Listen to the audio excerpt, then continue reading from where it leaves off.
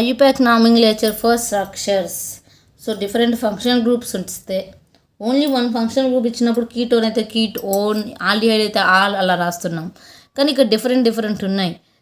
ఏవో కొన్ని వాటికి చెప్పగలను, మీరు ట్రై చేయండి రిమైనింగ్. సో ఫస్ట్ కాంపౌండ్ చూసుకుంటే ఇక్కడ 2 ఫంక్షన్ గ్రూప్స్ ఉన్నాయి. ఈ డబుల్ బాండ్ ఉంది, కీటోన్ ఉంది. కానీ వీటిలో top most ketone. So priority order ఇక్కడ నుంచి ఇవ్వాలి. 1 2 3 4 5 ఉన్నాయి కాబట్టి సబ్స్టిట్యూషన్ ఉంది కదా, 4 మిథైల్ పెంట్ డబుల్ బాండ్ ఏ పొజిషన్లో ఉంది, 3 in 2 ఓన్. నెక్స్ట్ ఇక్కడ చూసుకుంటే బోత్ సైడ్స్ సేమ్ ఉన్నాయి. సో ఫంక్షన్ గ్రూప్ నెంబరింగ్ ఎలా అయినా ఇవ్వచ్చు, 1 2 3 4 5. సో ఎన్ని 5 కాబట్టి పెంట్ 1,5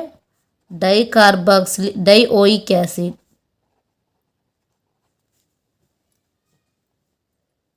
నెక్స్ట్ దీన్ని యాజ్ యూజువల్గా నైట్రోబెంజిన్.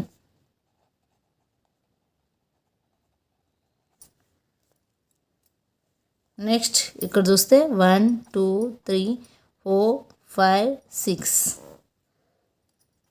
సైక్లో హెక్స్ అంటే 6 కార్బన్స్ ఉన్నాయి కాబట్టి డబుల్ బాండ్స్ మనం ఫస్ట్ ప్రయారిటీ దేనికి ఇవ్వాలి, కీటోన్కే ఇవ్వాలి. సో డబుల్ బాండ్స్ ఎక్కడ ఉన్నాయి, 2,5 డైఈన్ 1 ఓన్. నెక్స్ట్ కీటోన్ ఉంది, ఆల్డిహైడ్ ఉంది. ప్రయారిటీ దేనికి ఎక్కువ ఉంది, ఆల్డిహైడ్కి ఎక్కువ ప్రయారిటీ ఉంది, 1. సో ఇది తెలుసుకోవాలంటే లాస్ట్ క్లాస్లో ప్రయారిటీ ఆర్డర్ చెప్పాను చూడండి, 3 4. సో దీనికి ఎలా రాయొచ్చు, ఎన్ని carbons, బ్యూట్ 3 own 1 all.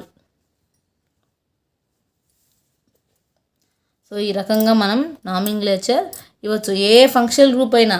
So different functional group use చేసుకొని రాయొచ్చు. కానీ ఎప్పుడు రాయొచ్చు మనం నామింగ్లేచర్, IUPAC rules and priority order of function groups అవి తెలుసుండాలి.